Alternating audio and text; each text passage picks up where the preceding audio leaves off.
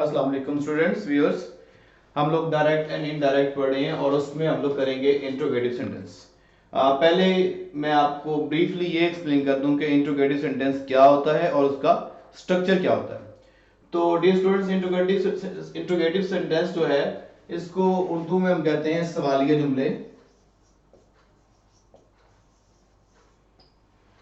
तो ऐसे जुमले जिसमें कोई क्वेश्चन किया जाए, they are used to ask question. इसका स्ट्रक्चर कैसे होता है? आम जो सेंटेंस है उसका स्ट्रक्चर ये है, आम सेंटेंस का स्ट्रक्चर ये है। जो असर्टिव सेंटेंस है या अफर्मेटिव सेंटेंस का स्ट्रक्चर जो है वो ये होता है। लेकिन जो इंट्रोगेटिव सेंटेंस होता है उसका स्ट्रक्चर कुछ यूं है, यानी कि अफर्मेटिव सेंटेंस में सब्जेक्ट होता है पहले, फिर वर्ब आता है और फिर उसका ऑब्जेक्ट आता है। जबकि इंट्रोगेटिव सेंटेंस में क्या होता है कि हेल्पिंग वर्ब पहले आता है, this is helping verb, then comes subject, then comes verb, and then comes object, and then comes the question mark। और ये इस तरह से भी होता है और ये इस तरह से भी होता है कि क्वेश्चन वर्ड्स आ जाए, क्वेश्चन वर्ड पहले आ जाए, उसके बाद हेल्पिंग वर्ब आए, उसके बाद सब्जेक्ट आए, उसके बाद फिर वर्ब आए और फिर उसके बाद ऑब्जेक्ट आ जाए। तो इस तरह से भी ये आ सकता है। अब यानी कि हमें स्ट्रक्चर जो है इसका समझना बहुत जरूरी है। स्ट्रक्चर समझेंगे तो ही इंट्रोगेटिव बनेगा। अगर स्ट्रक्चर इसका ये वाला होगा जिसमें हेल्पिंग वर्ब सब्जेक्ट से पहले होता है, ये बात याद रहे कि हेल्पिंग वर्ब जो है ये सब्जेक्ट से पहले आ रहा है। यूं देखें, helping verb it comes before a subject. जबकि अफर्मेटिव सेंटेंस में वर्ब या हेल्पिंग वर्ब की प्लेस इस जगह पे होती है, हेल्पिंग वर्ब की प्लेस इस जगह वर्ब से पहले होती है। तो ये एक डिफरेंस है अफर्मेटिव सेंटेंसेस में, मुस्बत जुमलों में और सवालिया जुमलों में। अब देखते हैं डायरेक्ट से इनडायरेक्ट करते हुए हम क्या क्या चेंजेस करेंगे। ये बड़ा गौर से समझने वाली बात है। अक्सर स्टूडेंट इसमें इंट्रोगेटिव सेंटेंस में जब डायरेक्ट इनडायरेक्ट कर रहे होते हैं तो बहुत सारी मिस्टेक्स करते हैं। वो कॉमन कौन कौन सी मिस्टेक्स करते हैं मैं वो भी आपको समझाऊंगा। जैसे मेरे पास सेंटेंस है, he said to me are you going outside. उसने मुझसे कहा क्या तुम बाहर जा रहे हो। अब मैं इसको इनडायरेक्ट में करता हूं, तो he asked me if I were going outside. आपके सामने एक सेंटेंस इसका इनडायरेक्ट में मौजूद है और उसमें कौन कौन सी चेंजेस हैं मैं आपको समझाता हूं। एक तो सेड टू जो है ये आस्क में चेंज हो गया। उसके बाद फिर यहां पे जो इन्वर्टेड कॉमास और कॉमा है ये खत्म किया और यहां पे कोई हम दैट नहीं लगाते।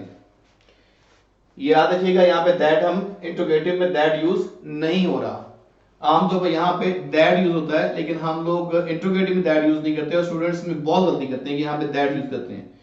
दैट बाकी डायरेक्ट इंपैक्ट में यूज होगा, इंट्रोगेटिव में मैं बार बार कह रहा हूं कि यूज नहीं होगा। हाँ, उसके बाद हम इफ अपने पास से लगाएंगे। यहाँ पे इफ या वेदर लगा सकते हैं, इफ या वेदर, इफ या वेदर। और उसके बाद आई वर गोइंग आउटसाइड। इफ या वेदर के बाद हम सब्जेक्ट लगाएंगे, यानी कि हेल्पिंग वर्ब की प्लेस जो है वो चली जाएगी इसके बाद, सब्जेक्ट के बाद। ये हमारा सब्जेक्ट है,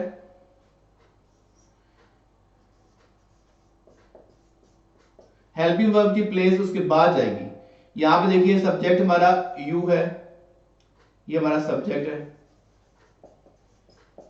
और हेल्पिंग वर्ब उससे पहले मौजूद है। लेकिन ये अफर्मेटिव केस में हमने जब डायरेक्ट से इनडायरेक्ट करना है तो उसको अफर्मेटिव बनाना है, यानी कि उसको हमने क्वेश्चन नहीं रहने देना, हमने उसको इंट्रोगेटिव नहीं रहने देना, बल्कि हमने उसको अफर्मेटिव बनाना है।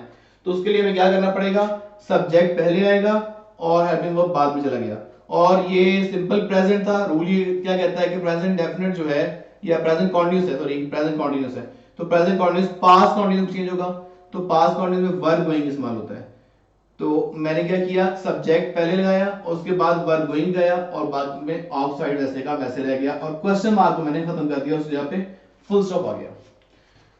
तो मैं रिपीट कर रहा हूं, सेड टू को आस्क में चेंज करेंगे, ऑब्जेक्ट वैसे का वैसे आ जाएगा, इन्वर्टेड कॉमास खत्म कर देंगे, यहां पे दैट यूज नहीं करेंगे, अपने पास से इफ या वेदर यूज करेंगे। और उसके बाद फिर हम लोग सब्जेक्ट लेके आएंगे, सब्जेक्ट के बाद हेल्पिंग वर्ब आएगा, हेल्पिंग वर्ब के बाद मेन वर्ब आएगा और फिर ऑब्जेक्ट आएगा। क्वेश्चन की तरतीब ये होती है कि हेल्पिंग वर्ब पहले आता है सब्जेक्ट से, और आंसर की या अफर्मेटिव की तरतीब ये होती है कि हेल्पिंग वर्ब सब्जेक्ट के बाद यूज होता है।